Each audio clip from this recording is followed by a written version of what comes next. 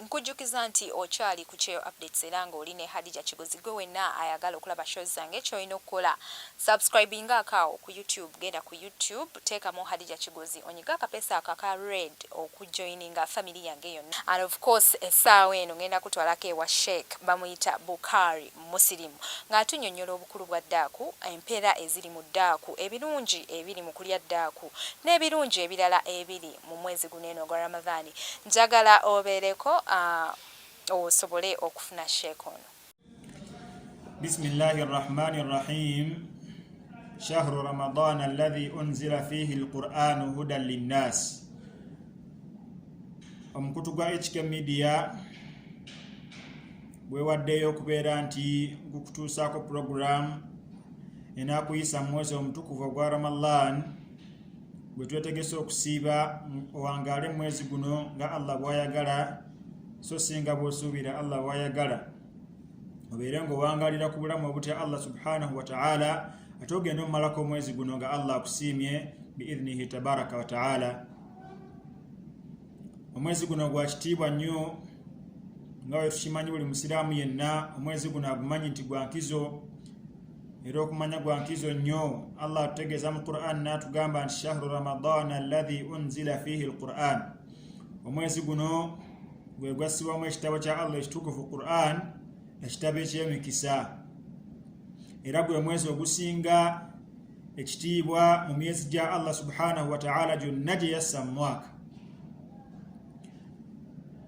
Okulaga enkizo yagwo era omubaka Muhammad sallallahu alayhi wa sallam n'atutegeeza mu hadithi nti nga tuguyingidde, omuntu yenna eyeewaayo n'agusiiba imaanan nga mukkiriza wa ihtisaaban era ng'asuubirayo kubalibwa eri Allah subhanahu wa ta'ala, asuubira mpeera ya Katonda bwe tasiibira muntu yenna, ghufira lahu ma taqaddama min dhanbihi, Allah subhanahu wa ta'ala amusonyiwa amazambi ge, ensobi ze ezaakulembera. N'olwekyo guno mwezi gwa mukisa nnyo, mwezi mutukuvu ogusaanidde omuddu yenna okubeera ng'anyiikira mu kusinza Allah subhanahu wa ta'ala. Okwongera okulaga ekitiibwa ky'omwezi guno, omubaka sallallahu alayhi wa sallam atutegeeza mu hadithi endala n'atugamba nti idha kana awwalu laylatin min Ramadan, ekiro ekisooka mu mwezi ogwa Ramadan bwe kiba nga kiyingidde, ughliqat abwabu nnar, emiryango gy'omuliro giggalwa, wa futihat abwabul janna, ate emiryango gy'ejjana ne gibeera nga giggulwa, wa sufidati shayatin, Allah subhanahu wa ta'ala n'abeera nga asiba shaitan, n'ebeera nga terabankanya baddu ba bakkiriza, n'ebeera nga okulabankanya kwayo eri omuddu omukkiriza Allah agikomako, Allah akusiba. Kyova olabanga mwezi guno abaddu banyiikira nnyo mu kusaala, abaddu banyiikira nnyo mu kusaddaaka, abaddu banyiikira nnyo mu kukola emirimu emirungi, okusoma Qur'an. Lwaki? Kubanga okulabankanya kwa shaitan Allah subhanahu wa ta'ala akusibye mu kiro ekisooka mu mwezi guno ogwa Ramadan. N'olwekyo ebyo byonna bikulaga ekitiibwa n'enkizo omwezi guno ogwa Ramadan Allah gye yagussaamu.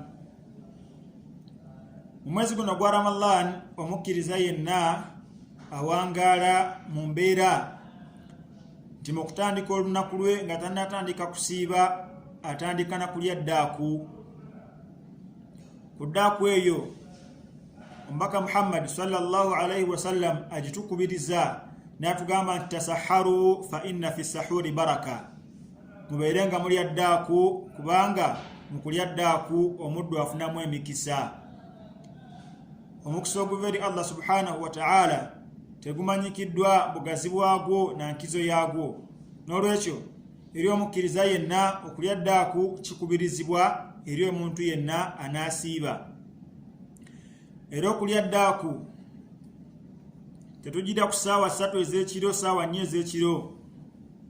Omuddu akimanye nti okulya ddaaku ebeerawo ematumbi budde ng'obudde bunaatera n'okukya. Era omubaka Muhammad sallallahu alayhi wa sallam wakati wa ddaaku ye n'okusaala fajiri yagikeereyesanga nnyo, kubanga wakati wa ddaaku ye n'okusaala fajiri basahaba bategeeza nti omubaka sallallahu alaihi wasallam ekigero ekyali wakati wa ddaaku ye n'okusaala fajiri kyali kigero kya muddu asomye aya za Qur'ani mmeka? Aya za Qur'ani 5 ng'azisomye mutebenkevu bulungi. Sahaba yitibwa Zaid ibn Thabit ategeeza nti tasaharna ma'a rasulillahi sallallahu alaihi wasallama thumma qumna ila salah, twali addaaku n'omubaka Muhammad sallallahu alaihi wasallam obudde bwa sola subuhi obwatuuka ne tuyimirira okusaala. Ne bamubuuza ya Zaid ibn Thabit kam kana bainahuma, wakati w'obudde bwa fajiri n'eddaaku gye mwali n'omubaka Muhammad sallallahu alaihi wasallam waaliwo kigero kya budde ki? N'abategeeza nti qadira 50 aya, ekigero ky'omuddu asomi aya, ky'obudde bwa muddu asomi aya 5. N'olwekyo ng'otandika okusiba olunaku lwo ng'omukkiriza okubirizibwa okubeera nti ora ku ddaaku ng'ogirya obudde obusinga obulungi budde busembayo ng'obudde bunaatera okukya, era erimu omukisa gy'oli ng'omukkiriza. Mu kusiiba kw'omwanadamu yenna omuddu akubirizibwa okusiiba nga mukkakkamu nnyo okutuuka ku ddaala nti omuntu singa aba akuvumye, omuntu singa aba akulwanyisizza, omuntu singa aba akuvudde mu mbeera yonna ng'omukkiriza eyasiibye, omubaka sallallahu alaihi wasallam ategeeza falyaqul, omwanadamu oyo abeere ng'agamba inni saim, nze nasiibye. N'olwekyo omuddu awangadde ekiro kyalidde eddaaku yatekedde ekisiibo mu lunaku lw'okusiiba awangaale nga talese emmere yokka, awangaale nga talese byakunywa byokka, wabula awangaale nga n'olulimi lwe alukutteko n'ebiyungo bye abikuumye okubeera nti bijemera Allah subhanahu wa ta'ala, abeere ng'omubiri gwe gwonna aguwangaaliza mu kusinza Allah tabaraka wa ta'ala. Omuntu bw'abeera nga akukyankalanyiza inni saim, nasiibye, tomuddiza. Olunaku lw'omusiibidde lukomekkerera, omuddu ng'atuusa obudde obusiibulukuka, tukubirizibwa omuntu yenna bw'abeera ng'agenda kusiibuluka okwanguyiriza okusiibulukuka. Omubaka sallallahu alaihi wasallam n'atutegeeza mu hadithi n'atugamba nti la yazaalu nnaasu bi khayr, abantu tebajja kulekeraawo okubeera nga bafuna bulungi ma ajjalu lfitra, ebbanga lye banamalanga banguyiriza okusiibulukuka.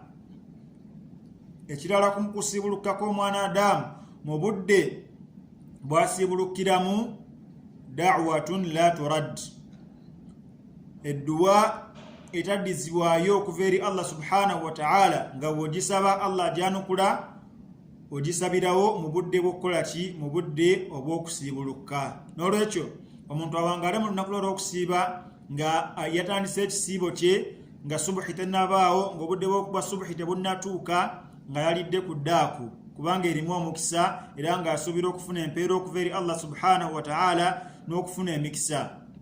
Omuntu awangaale mu lunaku lwonna lw'agenda okusiiba nga tagenda kuvuma muntu, tagenda kukkakkanya muddu, kubanga Allah takisiima, kyandikendeeza n'empeera zo ez'ekisiibo kyo. Omuntu singa aba akukyankalanyiza, beera mukkakkamu, inni saim, ndi muddu, nasiibye. Omuntu ku budde obutuuka okusiibuluka kabukusange mu embeera y'obwetoowaze eyeetegese okusaba Allah subhanahu wa ta'ala.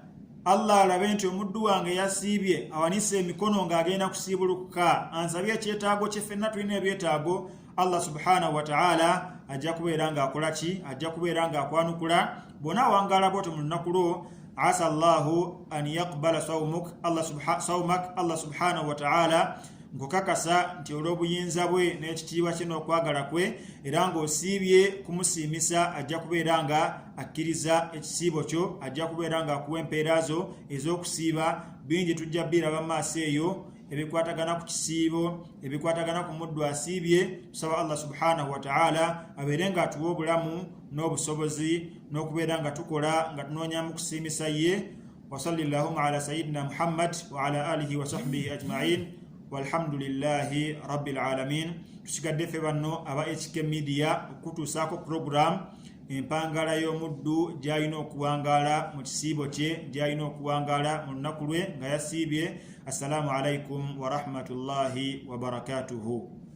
Wena ali eyo ng'oyagala okufuna amawulire gange ky'oba okola nsubscribingako wali ku YouTube channel yange Sheikh Bukari Muslim mumwewuliriddeko naye ng'ababuulira ebirungi ebiri mu sawumu, engeri y'okulya mu ddaaku, enkizo eri ku sawumu eno ey'ekitiibwa. Bannange musiibe, abakyala mwenna gyonna gye muli mbakubira omulanga musiibe kuba ffe abakyala tuli very weak.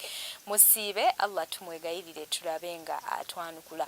Pozi nga sawumu eno ewedde mbasuubiza obbaleetera ebirungi ebyokya. Nja batwalamuko mu maaso awo ku ngeri gy'oyinza okufunamu visa ekuleeta e Dubai. Oyinza okuba oli musuubuzi nga wayagala dde okusuubula, oyinza okubeera oyagala kujja kunoonya mulimu byonna ojja kubeera obimanya mu programu yange. Ky'obeera okola subscribingako ku ka button kali eri aka red obeere nga ojoininga family yange. Neyanza nnyo bakwano. See you again.